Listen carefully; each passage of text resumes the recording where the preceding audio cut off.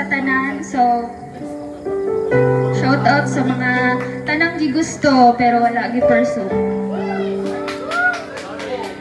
Kini akong piece is ang title ni is Isa, Dalawa, Tatlo, and this is based on my true story.